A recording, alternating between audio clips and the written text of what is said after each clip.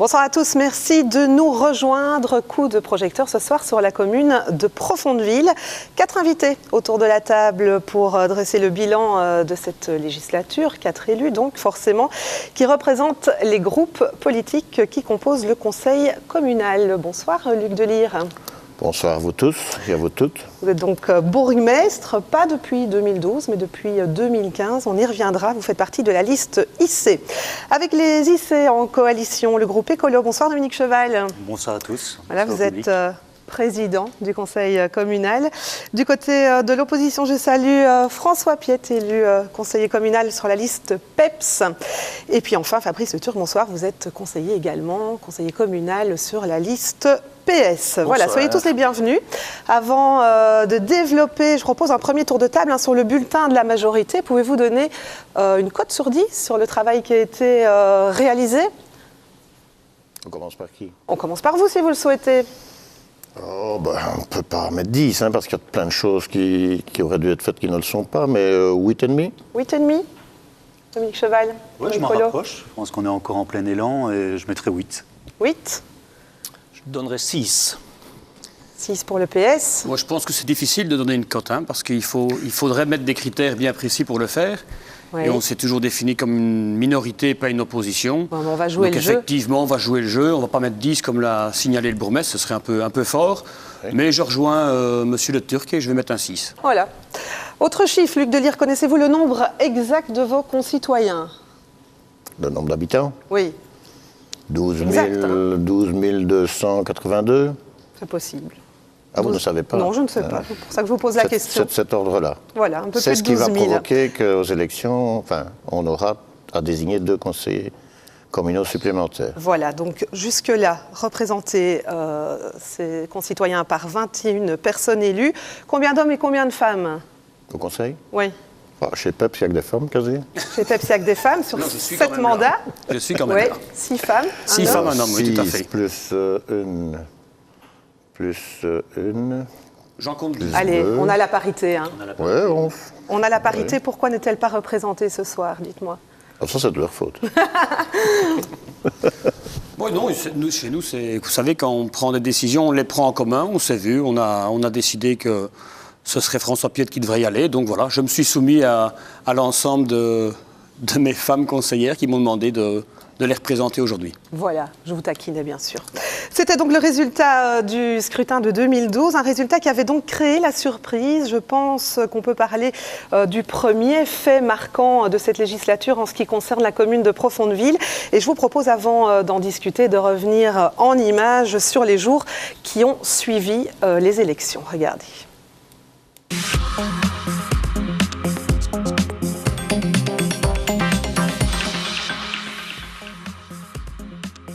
À Profondeville, certains disaient que la Meuse coulait plus lentement qu'ailleurs. Mais ça, c'était avant. Il est vrai qu'en 2012, Profondeville a été l'une des dernières communes à présenter sa nouvelle majorité. Et pour cause, souvenez-vous, les résultats du scrutin en avaient déboussolé plus d'un. Vous conviendrez avec moi que c'est quand même une belle dégringolade. C'est que les petits nouveaux du groupe PEPS avaient créé la surprise en décrochant 7 sièges. Pour nous, c'est une victoire qu'on a menée toute en équipe. Oui, parce que vous partiez de rien. Voilà, quoi qu'il arrivait, on gagnait. Du coup, moins 5 sièges pour IC, qui régnait en majorité absolue depuis 36 ans. Moins 2 pour le PS. Le groupe Écolo, quant à lui, était passé de 3 à 4 mandats. Après une semaine de négociations, un pacte de majorité était enfin présenté. Résultat, une coalition Écolo-IC à Profondeville avec Jean-Pierre Belly à la tête de la commune. Pour une durée de 3 ans, il avait en effet annoncé d'emblée sa volonté de se retirer à mi-mandat. Voilà, quel souvenir vous gardez de ces quelques jours qui avaient été particulièrement difficiles à Profondeville? Moi, je tiens d'abord à mettre une chose au point. Le groupe PS n'a pas perdu 3 sièges, loin de là. Il y avait 2 élus, M. Vandendorp et M. Spineux, et suite aux élections, il y avait M. Vandendorp et moi-même. Les autres personnes deux étaient maires, et une personne était indépendante. Donc voilà, je veux dire que nous, pour le groupe socialiste, on était 2 et on est sorti des élections avec 2. Donc on ne peut pas dire que c'était une victoire. On avait simplement, et c'est un groupe qui est depuis les fusion des communes dans l'opposition. Donc c'est un groupe qui a de grosses difficultés à faire de gros scores.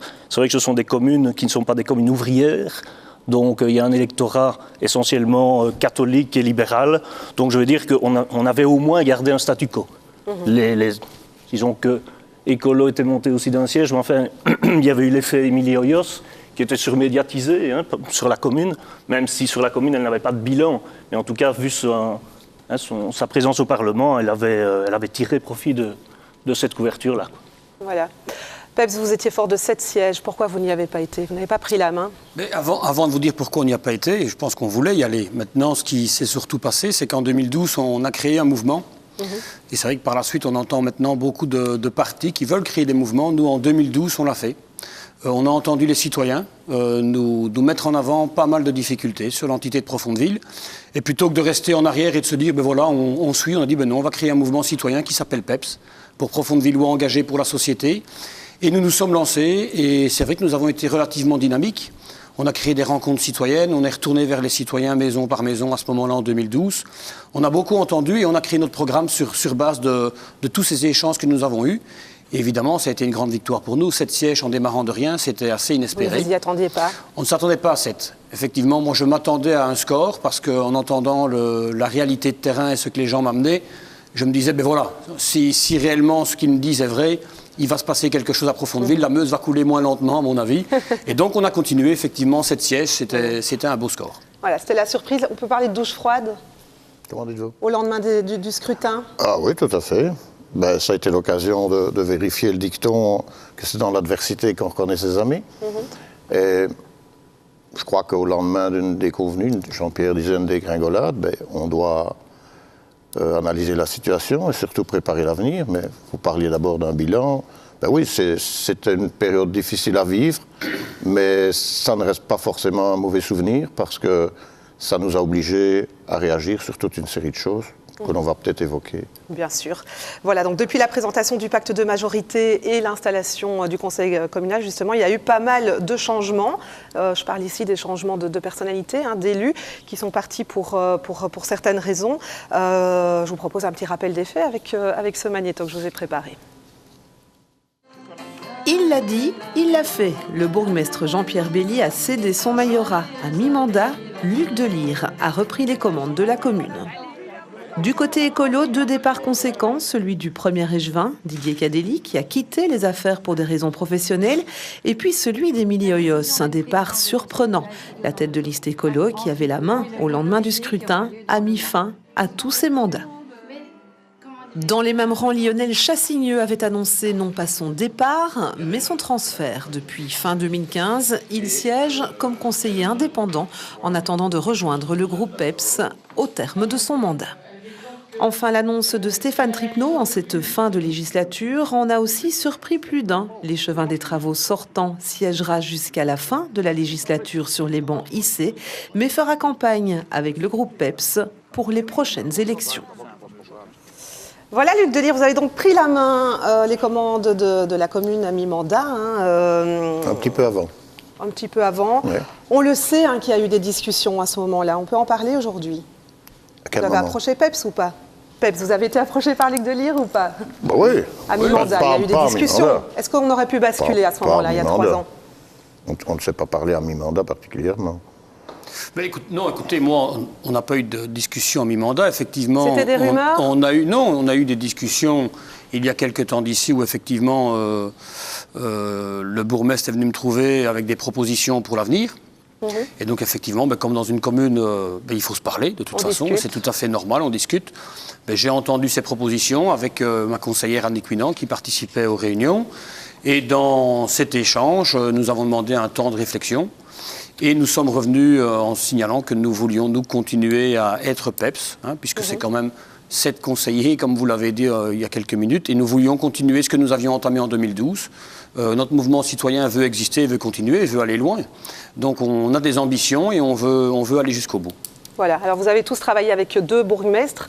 Jean-Pierre Belli n'est pas là, on va pas faire son bilan, mais peut-être en termes de personnalité, vous pouvez réagir les uns les autres sur le changement de ce mandat. Oui, à mi-mandat, pardon. Oui, c'est ça. Bon, on peut dire effectivement que le mandat a été divisé en 2. La partie où Jean-Pierre a présidé la commune. Jean-Pierre est quelqu'un de très convivial, de très bonhomme et qui évite les conflits. Donc c'est quelqu'un de très rond et qui amène le dialogue autour de la table. C'est probablement une autre manière de travailler que celle de Luc Delire. Luc a plein de projets, il n'a que 3 ans pour avoir un bilan, donc je crois que Luc a bousculé beaucoup de choses. Il a bousculé l'administration, il a bousculé ses échevins et il bouscule aussi l'idée qu'on se fait d'un bourgmestre. À Profondville, on n'était pas habitué à ça. Jean-Pierre était très calme, était très cool. Il y avait rarement des vagues, ou en tout cas, s'il y en avait, elles ne venaient pas sur la place publique. Luc a une autre manière de gérer, c'est différent. C'est tout en son honneur de ne pas s'être coulé dans le moule de Jean-Pierre Bailly. Il a sa manière, il a ses détracteurs, et par contre, il a des gens qui l'adorent. Et je crois que, on a dû effectivement se faire à une gestion tout à fait différente entre les 2 hommes. Au sein de la majorité, les collèges sont différents ou pas? Les collèges sont différents, c'est clair. Je rejoins tout à fait l'analyse de M. Le Turc. On a une gestion très différente, mais moi j'aime bien, parce qu'on voulait du changement, on voulait des choses qui bougent. Je pense que Jean-Pierre ne représentait pas cette volonté de changement. Et donc on a un bourgmestre qui mouille son maillot, qui est presque en permanence à la maison communale, et qui est là et présent pour toute la population. Donc c'est très bien. Chez vous, le départ d'Émilie Hoyos, c'était un coup dur? Ça a été un coup dur, c'est clair. Tout le monde connaît la personnalité d'Émilie, c'est elle qui a souhaité qu'il y ait une présidence du conseil communal qui soit prise par Écolo. Elle sortait de la présidence du Parlement wallon, donc beaucoup d'expérience. Néanmoins, on a souhaité rebondir. Moi, j'ai repris cette présidence avec une toute autre approche et une autre personnalité. Ça permet finalement à un conseiller de la majorité d'être beaucoup plus impliqué. C'est un boulot ingrat finalement d'être conseiller dans une majorité. Contrairement à l'Échevin qui lui est dans la matière, le conseiller, dans l'opposition, on peut se montrer un peu plus. Dans la majorité, on les entend peu, c'est vrai. Et dans la majorité, c'est un peu difficile d'intervenir dans un conseil communal. Donc j'ai repris, avec l'accord de tout le groupe, cette présidence. Mais ça a été un coup dur, c'est clair. On a subi deux départs, un compris, celui d'Émilie. C'était une décision personnelle qu'on a respectée. L'autre, moins compréhensible. En tout cas, on aurait souhaité que Lionel parte en laissant sa place à un autre candidat écolo, et non pas en gardant sa place de conseiller qu'il a eu finalement malgré, avec un travail d'équipe. Du coup, ça a fait une courte majorité, 11 contre 10. Comment vous vivez cette fin de législature par rapport à ces chiffres? On préférait avoir une majorité un peu plus forte. Sûr. D'un autre côté, ça nous oblige à être attentifs à chaque instant. Pas pour ça que je ne dors pas bien, je dors peu, je réfléchis beaucoup et j'essaie toujours de me mettre à la place de chacun, des intervenants. Et de la sorte, on maintient tant bien que mal cette faible majorité, mais majorité quand même. Et donc nous assurons le quotidien, je pense assez correctement, grâce à l'engouement de notre administration. C'est important aussi de faire ça correctement au quotidien. Et donc oui, c'est sûr que c'est un peu court, mais voilà. Nous irons jusqu'au bout avec cette majorité. Y compris Stéphane Tripneau, qui a annoncé son départ. Je pense que Stéphane est un homme de confiance, un homme correct, qui a décidé ce qu'il a décidé. Ça ne m'appartient pas de juger, vous comprenez bien que je ne vais pas m'étaler là-dessus. Mais quelque part, il y a de la correction chez lui, puisqu'il a décidé de soutenir le groupe sur lequel il a été élu jusqu'au bout. Tout à fait. Voilà, il est un peu trop tôt justement si pour... Si je peux peut-être intervenir par rapport à ce qui se dit, et peut-être une réponse aussi pour le parti écolo. Donc, il y a une chose qui est importante au niveau du groupe PEP, c'est qu'on n'a jamais voulu faire sauter la majorité. Ça, c'est un élément essentiel. On a toujours voulu que cette majorité aille jusqu'au bout. C'est clair. Quand Lionel a bougé, il a bougé parce qu'il, lui, en 2012, il voulait le changement. Et Écolo avait prôné pour un changement. Et il a été déçu. Et il a été très déçu. Et quand Émilie Hoyos et Didier Cadelli, qui étaient les deux personnes qui sont allées le trouver, ont disparu de l'échiquier politique, il a dit, moi, là, je ne peux pas continuer comme ça. Moi, je voulais le changement, je voulais aller avec PEPS, et donc, j'y vais, je continue, j'assume le mandat que j'ai, mais je veux travailler avec vous. Et donc, moi, les éléments importants, ce sont les circonstances de vie qui font que parfois, les gens doivent prendre des décisions. Mais au sein du groupe PEPS, que ce soit avec M. Sassigneux ou avec Stéphane Tripneau, on a dit on laisse la chance à cette majorité, on ne veut pas casser tout, et on veut que Profondville continue à aller jusqu'au bout du mandat, jusqu'en 2018, puis nous verrons. Alors très vite, on serait incomplet si on ne parlait pas de tous les changements. Il y en a eu d'autres, je ne les ai pas évoqués dans votre liste pour des déménagements chez PEPS. Deux déménagements, tout à fait. Bien sûr, Luc Vandendorp est parti pour des raisons de santé. Hein. Oui. Voilà. Alors je propose à présent que on vient beaucoup de parler des gens et des élus, je propose à présent qu'on entame une deuxième partie et qu'on se penche un peu sur les dossiers. Une mandature en images, c'est ce que je vous propose avant de vous rendre la parole pour le bilan de ces dossiers qui ont abouti ou pas. Regardez.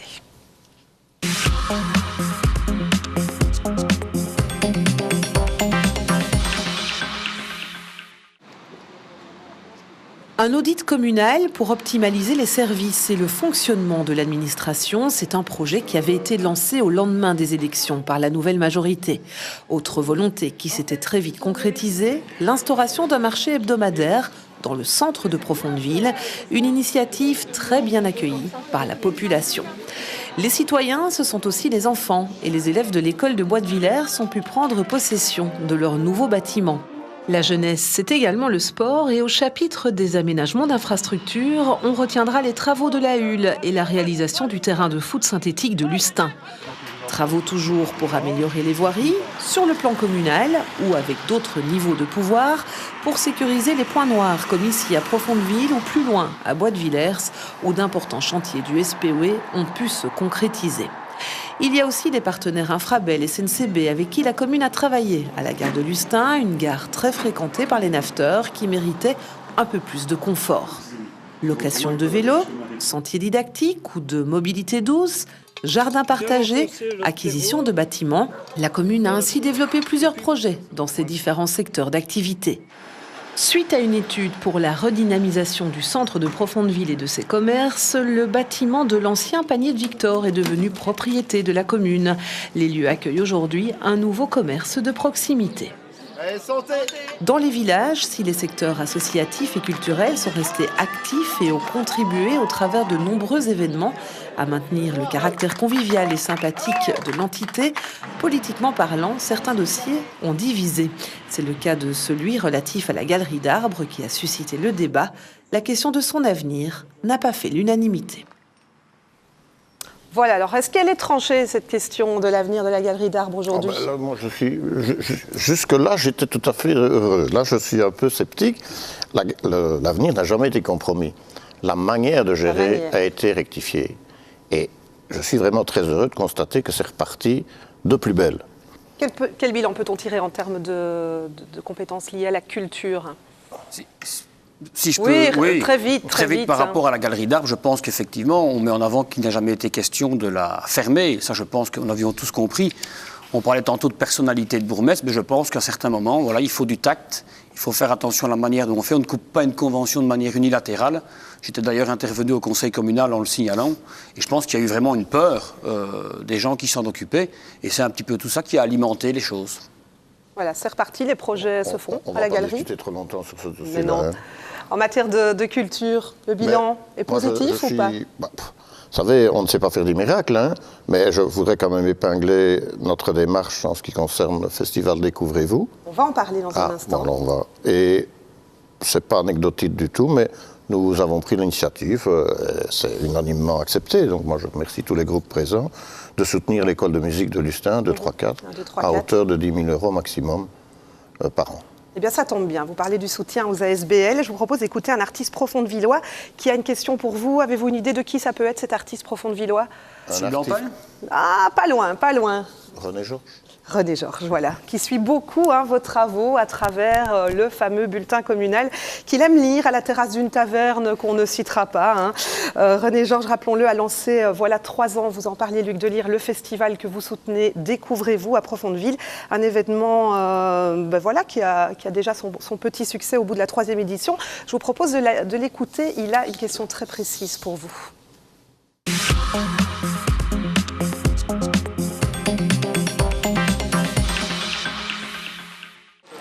Mon regard, il est surtout par rapport à la culture. Voilà, de faire en sorte qu'elle puisse être aussi inscrite quelque part à travers un budget culturel au niveau de la commune. Pour le moment, ce sont des aides qui partent un peu à droite, à gauche, en fonction des associations. Et voilà, on ne différencie pas vraiment les projets. Voilà, tout le monde est un peu sur le même pied d'égalité.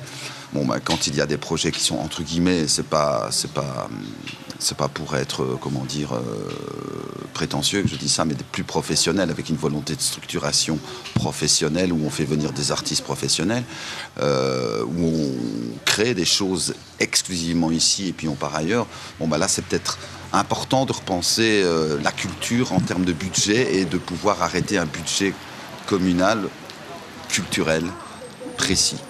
Voilà, moi j'ai une question à poser aux autorités, on va dire.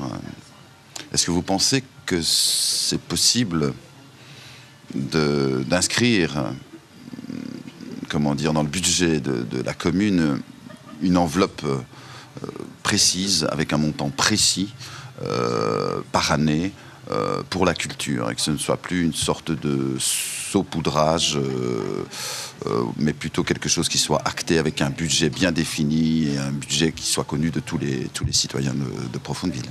Voilà, cette question, on va pas entrer dans le détail. Oui, non, Luc Delire, c'est possible ou pas? C'est déjà le cas. C'est déjà le cas. Oui. Dominique Cheval, oui, c'est possible. C'est possible, mais je pense qu'il faut de toute façon, à côté de ça, mettre des critères et pas simplement dire il y a une enveloppe et on la donne. Ça, je ne suis pas d'accord. Je pense qu'il faut qu'il y ait une enveloppe, mais qu'il y ait des critères à côté pour que nous puissions accepter les choses. Alors, autre chose, je l'ai rappelé tout à l'heure dans le magnéto, l'audit communal, vous étiez à la manœuvre écolo lorsqu'il a fallu négocier pour le pacte de majorité. On en est où dans cet audit communal? Qu'est-ce que ça a donné? Ça a donné pas mal de choses, bien qu'on nous les reprochait. Ça avait un certain coût, ça a été subsidié, ça il faut le rappeler. Mais ça permettait de dire, après, vous l'avez répété, 36 ans de majorité absolue, d'avoir un œil critique et externe et indépendant sur le fonctionnement. Ça a permis à pas mal de gens, je pense, qui fonctionnaient par habitude, de se poser des questions, de se repositionner. L'idée étant d'améliorer les services aux citoyens, d'améliorer le service interne et de pouvoir proposer des politiques en toute connaissance de cause. On ressent ça de l'extérieur, on a des résultats? Disons que tout ça pour ça, c'est un peu exagéré parce qu'à un moment donné, il faut aussi faire confiance aux personnes que vous avez sous la main. Et vous aviez un directeur général à la commune, un directeur général au CPS, vous aviez justement des personnes qui étaient là depuis de nombreuses années et qui pouvaient faire un bilan, qui pouvaient dire effectivement ce qui va, ce qui ne va pas. Et je crois que la première étape, c'était celle-là. Et je pense qu'on n'a pas fait confiance, Écolo n'a absolument pas fait confiance aux gens qui étaient en place, alors que ça aurait coûté moins cher à la commune. Et par contre, les gens qui étaient dans la majorité n'ont peut-être pas eu le courage, eux, de dire les choses et sont passés par l'audit pour faire passer certaines idées. Luc Delire, un mot sur cet audit. Votre administration fonctionne bien aujourd'hui? Voilà, on est ici pour discuter. Moi, ce que je voudrais attirer l'attention, c'est que cet audit, il travaille sur la partie non visible de l'iceberg. C'est-à-dire qu'il y a plein de choses qui ont été modifiées que le public ne voit pas, mais avec l'intention, évidemment, comme Dominique l'a dit, d'améliorer encore le service aux citoyens. Et donc, sur l'ensemble des autres dossiers, les réalisations dont vous êtes satisfait aujourd'hui en arrivant à cette fin de législature? Il y avait quand même une fameuse liste qui a été évoquée là. Oui, nous sommes assez satisfaits. Moi, ce que je regrette, c'est de ne pas avoir acheté plus encore. Mais je pense qu'on a loupé quelque chose avec le champ de fraises, qui aurait dû, l'ancienne école de l'État, on aurait dû l'acheter. Évidemment, on ne s'est pas tout acheté non plus. Et le dossier Marteau-Longe, à un moment donné, c'était 250 000. On aurait acheté, on en aurait fait autre chose. Le dossier pour lequel il existe un projet aujourd'hui. Maintenant, vous savez, quand on avait déjà acheté beaucoup à cette période-là, et quand je parlais du champ de fraises en plus et du Marteau-Longe, ça faisait effectivement beaucoup. On ne peut pas intégrer tous ces projets par une petite administration qu'on en a. D'accord. Un petit mot sur les promesses qui n'ont pas été tenues. On se souvient de la campagne IC. Pas d'augmentation de taxes et des impôts, ça a été le cas pourtant. Oui. Que dire? Que dire? C'est pas vous, c'est ça? Je reste solidaire. Certains savent que je suis un peu embêté maintenant. Parce que c'est vrai que c'est pas moi qui ai amené ça en un, mais je l'ai voté comme les autres. D'accord? Et donc, actuellement, je crois qu'il faut y voir tous les aspects positifs. Donc, nous avons des rentrées financières plus importantes, que nous avons pu mettre à profit, notamment pour ses achats et pour toute une série de choses, telles que des engagements au niveau du personnel. Nous avons, le résultat de l'audit précisait qu'il fallait renforcer le staff. Et nous pouvions le faire puisque nous avions moins de dépenses par habitant en matière de personnel. Je peux peut-être un petit peu faire quelques remarques par rapport à ça. Non, je suis désolée, mais je voudrais qu'on entende une citoyenne, parce que le temps passe vite, malheureusement, on ne saura pas aborder tous les sujets. Je voudrais qu'on entende une citoyenne qui a aussi une question très précise à vous poser. Écoutons-la, pardon.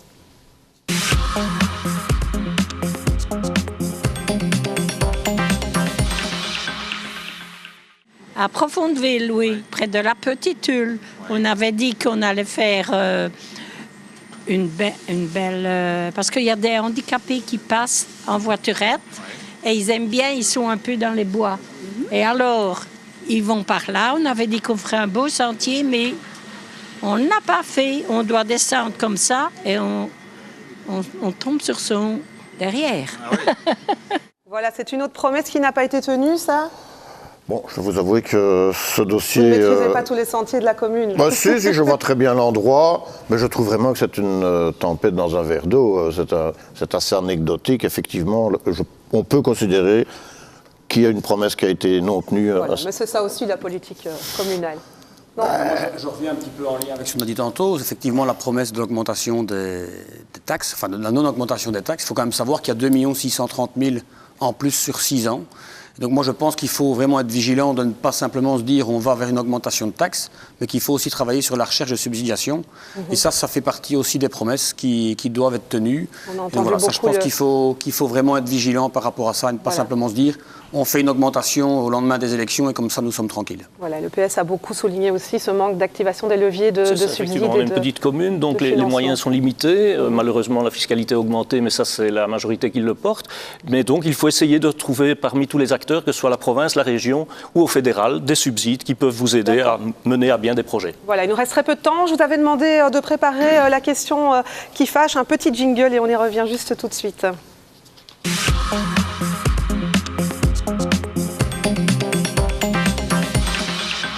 Alors, vous ne m'avez pas mis au courant des thèmes, je ne vous les ai pas demandés. Qui veut commencer ? Très vite. Je peux y aller. Monsieur Piette. Moi, j'ai une question plutôt pour le groupe, au groupe écolo, à Monsieur Cheval. Question, mais qui n'est pas une question qui fâche, c'est plus une incompréhension que j'ai eue en 2012. Pour pouvoir monter en majorité, vous avez négocié le fait qu'il n'y ait pas de parc à containers sur l'entité de Profondeville.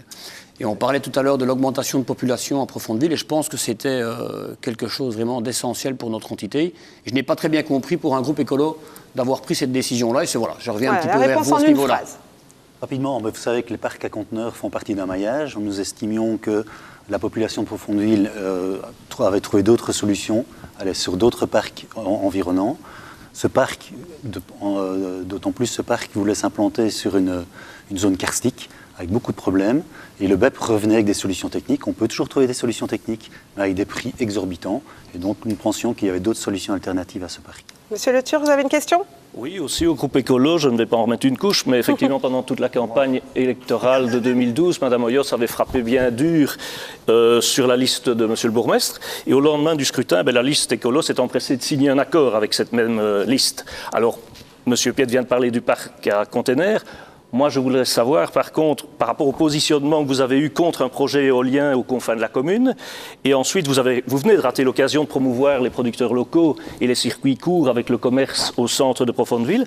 Alors, avez-vous perdu votre identité par opportunisme ou par un simple calcul mathématique ? Pour revenir sur le projet éolien, il faut savoir... Non, on ne va pas avoir le temps. Répondez juste à la question. J'étais parti sur le projet éolien, donc j'ai un peu perdu le fil du reste, mais on n'a pas perdu notre esprit idéologique, bien au contraire. Je pense que nous avons été les premiers à prôner les paniers biologiques, et tant mieux s'il y a d'autres filières maintenant qui sont développées sur la commune. C'est le but, finalement, ça s'est développé. Nous sommes généralement précurseurs des bonnes idées, on a 20 ans d'avance, après on les récupère, tant mieux. Je préfère que tout le monde en profite. Un petit dernier tour de table pour les conclusions. Vous avez demandé de donner une cote, une petite cote à ce débat. Je voudrais d'abord vous dire, je suis content qu'on ne me fasse pas poser la question qui fâche. Vous en aviez une? Non, justement, j'en avais pas. Ah, vous n'en avez pas. Ben, ça tombe Mais par super contre, bien. on aurait pu laisser Vous avez la parole. Je vous laisse conclure. Un dernier monsieur, tour de table pour les le groupe conclusions. écolo a Luc Delisle. été... Est-ce que tu n'aurais pas une question à nous poser? Ouais, moi j'ai. On ne va pas avoir le temps, donc on va d'accord. passer aux conclusions. Conclusion. Voilà, conclusion. Le Bon, bilan de la législature. La conclusion, c'est peut-être reprendre ce qui a été titré dans la Meuse. C'était Profondeville, c'était un peu excessif. C'était Profondeville, la commune où tout va bien. J'ai mis 8,5, tout ne va pas bien, mais ça pourrait aller beaucoup plus mal. C'est perfectible. Nous sommes en plein élan de changement. Nous souhaitons continuer cet élan. Je suis déjà dans la phase Il reste un an, il reste un an. préélectorale. Il reste un an, mais justement, je pense que nous avons découvert beaucoup de choses et maintenant nous sommes en train de les mettre en route. Donc cette année sera riche. Monsieur Le Turc? On parlait d'un bilan, moi j'ai mis 6 sur 10 et suite à ce qu'on vient de dire autour de la table, je maintiens le 6 sur 10. Très bien. Ben moi, c'est plus la conclusion, c'est de continuer à travailler pour les citoyens de Profondeville et de tous nos villages. Et je pense Voilà. que c'est de remettre du bon sens, de l'innovation et de travailler pour ces citoyens personnes, que parce vous- qu'au que final, vous avez- c'est eux qui décident. Les citoyens que vous avez, rappelons-le, rencontrés au cas par cas. Hein. On a refait le porte-à-porte à mi-mandat, Voilà. nous avons refait beaucoup de Et travail, réunions citoyennes, et on a voulu aussi travailler avec le secteur économique, culturel et autres. Donc on a continué à travailler pour une minorité. Eh bien, je vous remercie tous d'avoir répondu à notre invitation et je vous donne déjà rendez-vous dans quelques mois pour l'étape suivante. Et d'ici là, eh bien, je vous souhaite une bonne continuation dans votre vie politique. Merci aussi à vous de nous avoir suivis. Excellente soirée. À très bientôt sur Canal C.